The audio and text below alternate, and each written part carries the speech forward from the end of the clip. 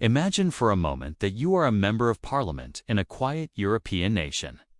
You sit in a grand old chamber, and in your hand, you hold a pen. In front of you is a budget proposal. It's a simple piece of paper, but it represents a choice. On one side, there is a new cancer treatment wing for the local hospital.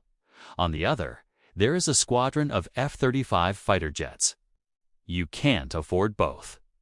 The papers are filled with headlines about a distant, simmering conflict and a powerful neighbor's aggressive rhetoric. The air is thick with tension. You sign the paper. You choose the jets. Now, fast forward.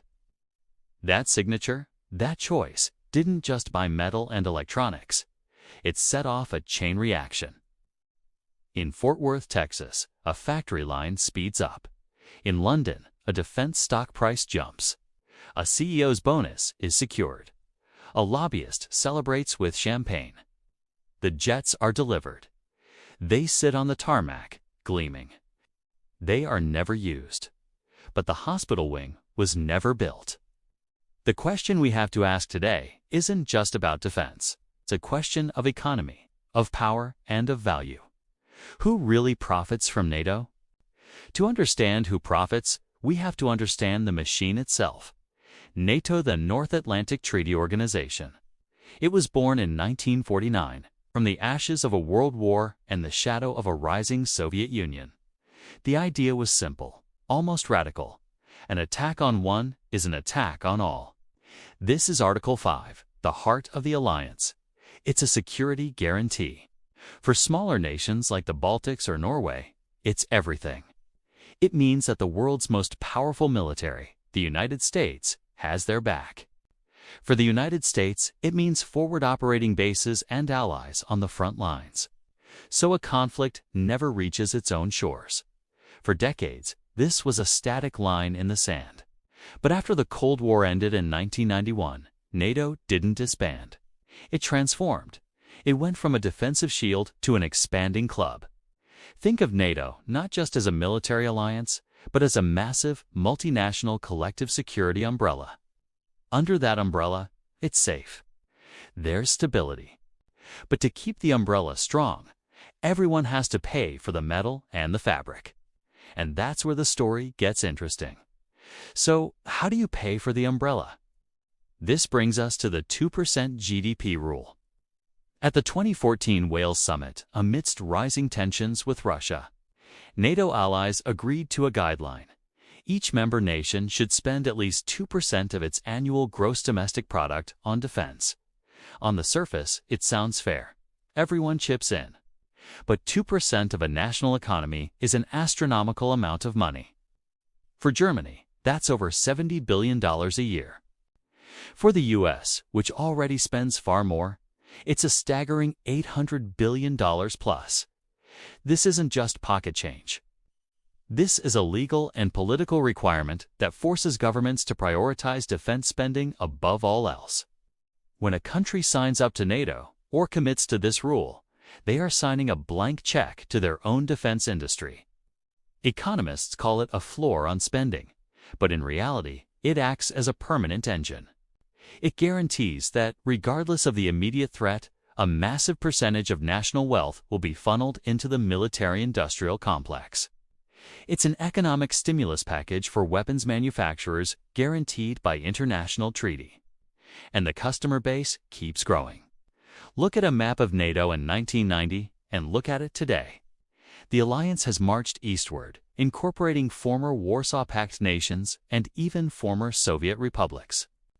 Every time a new flag is added to the NATO headquarters Poland in 1999, the Baltics in 2004, North Macedonia in 2020, Finland and Sweden in 2023 and 2024, a business expansion event. Why? Because these new members inherit the collective defense doctrine, but they also inherit a problem. Most of them used Soviet-era equipment. Tanks, jets, radar systems all incompatible with NATO standards. To be interoperable, to truly be under the umbrella, they have to buy new gear. They have to buy Western gear. This is a massive market conversion. It's like a software company getting an entire country to switch from a rival-less operating system to theirs. Suddenly, Poland needs American F-16s or South Korean tanks. The Baltics need advanced drones and anti-tank systems. It's a natural, seamless expansion of the customer base, driven by the very logic of the alliance itself. So, the money is guaranteed, and the market is expanding. Now we arrive at the central question: who pockets the cash? First, the obvious: the prime contractors. These are the giants, you know. Lockheed Martin, the maker of the F-35, the most expensive weapon system in history. KX, formerly Raytheon, which makes Patriot missiles. Northrop Grumman, General Dynamics, BAE Systems in the UK. These companies don't just sell products, they sell security. Their business model relies on high geopolitical tension. When a war breaks out or a threat is perceived, it triggers something called emergency procurement. This is the jackpot. Normal military procurement is slow, bogged down by bureaucracy and audits. But in a crisis, governments need weapons now. They sign emergency contracts with less oversight, often at higher prices. We saw this after the invasion of Ukraine. European nations, panicked by their own lack of ammunition, rushed to place orders. The stock prices of defense contractors soared. They weren't just profiting from the long-term peace. They were profiting from the immediate fear. This brings us to the fuel that keeps the engine running: the fear economy. NATO's strength is its unity, but its economic driver is the perception of a threat. For decades, that threat was the Soviet Union. After it collapsed, there was a brief moment, the peace dividend, where defense budgets actually shrank. But that didn't last. New threats emerged: terrorism, a resurgent Russia, a rising China. To keep defense budgets at 2% or higher, the threat perception has to be maintained. Think tanks publish reports on enemy capabilities. News networks run 24/7 coverage of military buildups. Politicians warn of the dangers of weakness. This isn't to say the threats aren't real. They are. But the ecosystem relies on them. If peace suddenly broke out globally, the 2% GDP rule would look like a massive waste of money. The fear of what might happen is the intangible product that justifies the tangible spending. It's the interest paid on the investment in security. But the profit isn't just for the weapons makers.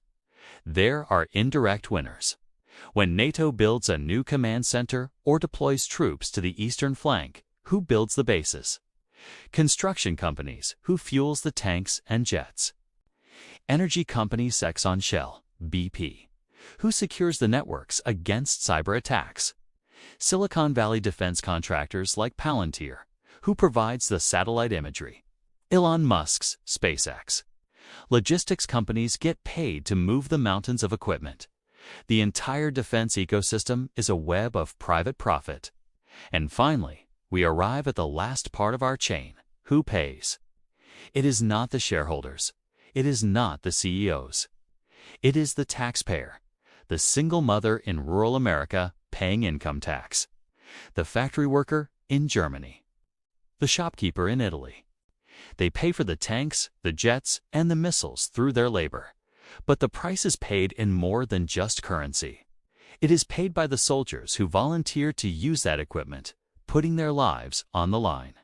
And ultimately, it is paid by the civilians in conflict zones, like those in Ukraine right now, who become the very reason for the next round of emergency procurement. They are the human cost that justifies the financial profit. So, we return to the Member of Parliament with the pen. They signed for the jets, not the hospital. They acted in what they believed was their nation's best interest, in a world that feels incredibly dangerous.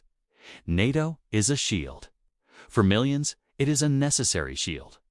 But it is also an industry. It is an economic engine that employs millions and generates billions in profit. It runs on a fuel of fear and is paid for by the public. The question isn't whether we should have a shield. The question is, in a world where the shield itself has become one of the most profitable industries on Earth, can we ever truly afford to put it down? I'm not here to give you the answer. I want to know what you think. Who do you believe are the real beneficiaries of global military alliances? Is this simply the cost of living in a dangerous world? Or is there a point where defense becomes a business that needs conflict to survive? What do you think? Is NATO about security or money? Comment below, like and share this video to spread the truth.